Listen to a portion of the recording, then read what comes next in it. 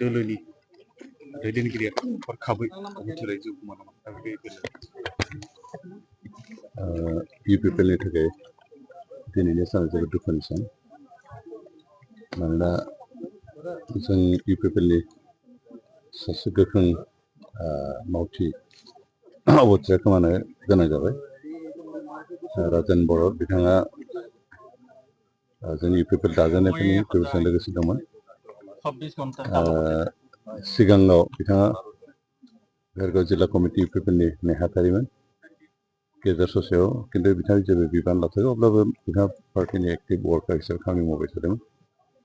आरो बावैसो गोदान जिथु कमिटि दानाय जादों डिस्ट्रिक्ट कमिटि बेवहाय बिथाङा आफादगिरि हिसाबै दायित्व लानानै पार्टिनि खामानिखौ मोजाङैनो सालायलांबाय थादोंमोन बिथाङा मोनसे समाव आबसुनिबो बिबानगिरिमोन पानेरि आनसलिक कमिटिनि बिबानगिरि हिसाबै खामानि मावदों उदालगुरि जिल्ला कमिटिनि आबसुनि बिबानगिरि हिसाबै खामानि मावदोंमोन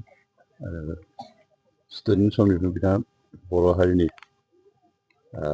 जौगानाय बर' हारिनि मोनथायनि बेलायाव नांनायाव गोख्रों मावथि हिसाबै खामानि मावबोदोंमोन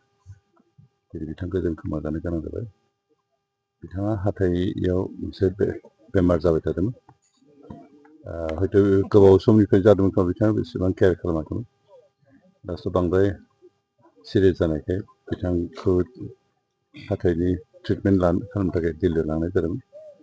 आरो बे चेकआप खालामनानै एसे केन्सार जानाय होननानै डिटेक्ट खालामो खिन्थु डक्टरफोरा एसेनो होदोंमोन जे बेखौ अपारेसन खालामबानो साक्सेस जागोन आरो हेमते बिथांखौ अपारेसन खालामदों प्राय 10 घन्टा अपारेसन खालामदोंमोन होनना बुंदों दा जिहेतु रुद्र सेथु बिथांजों लोगोसे दंबाय थायोमोन बिथांनि रिपर्ट मथे बिथांखौ 10 घन्टा अपारेसन खालामदोंमोन अपारेसन खालामनायावनो हयथ' माबाफोर बिदि कमप्लिकेसन जाबाय आरो बिथाङा बे अपारेसन खालामनाय जि सेन्सलेस जायो बे सेन्सलेस जानायनिफ्राय सेन्सआव फैफिनायसै आरो दाखालि हराव सानसे जाबाय दाखालिनि हराव प्राय 8-9टासो समाव बिथाङा लास्ट बे संसारनिफ्राय बिदाय लायो दिल्लीनिफ्राय मैया लाबोनायाव लाबोनायनिफ्राय 9टा समाव फैदोंमोन दिनै सावनाय जाबाय बेयो थारैनो जोंनि थाखाय पार्टिनि जोबोद खहा जाबाय मानोना बिथांबायदि एक्टिभ वार्कार जोंहा ओरैनो पार्टि लेभेल एसे खम दा बेबायदि जि सासे सानै गोख्रों दं बिथांमोननिफ्राय बिदि गोमानांगौ जोंहा जोबोद खहा जायो बेनिखायनो जों दुखु फोरमायदों आरो दिनै पार्टि अफिसाव जोंनि इउपिपिएलनि पार्टि अफिसाव फुंनि 8 बाजिनिफ्राय मोनाबिलि 5 बाजिहालागै जों दुखु सान फालिनाय हिसाबै गोसोम फ्लेग गायसनदों दा बेनि गेजेरजों बिथांनि रुंसारि जानाय जों दुखु फोरमायनाय हिसाबै बे हाबाफारिखौ लादों जों आसा खालामदों जे बिथांनि जि सार्भिस बिथांनि जिखिनि नावमानाय जातिनि थाखाय हारिनि थाखाय आरो ओनसोलनि थाखाय बेखौ जों माब्लाबाबो बावनो हाया आरो बिथांनि न'खर जे बिथांनि गथ'फोर दं बिथाङा बिया जायाखैमोन दासिमहालागै बिदाजों थायोमोन आरो बिदानि गथ'फोर जिखिनि दं बिथांमोनहा जाहाथे मोजाङै थांनानै थाथों जों बेखौ लुगैयो आरो जों आसा खालामदों जे बिथांनि जि सार्भिस बिथांमोननि जिखिनि खामानि थांनाय समफोर होबाय बेखौ जों अरायसम गोसो लाखिनानै फैगौ समाव खामानि मावनो थाखाय बिथांजों थुलुंगा होगोन दिनैथ' जों दासिमहालागै बे बाथ्राखौ बांद्राय जिहेतु जों डिटेल्स रिपर्ट दासिमबो मोनाखै बेखौ लानांगोन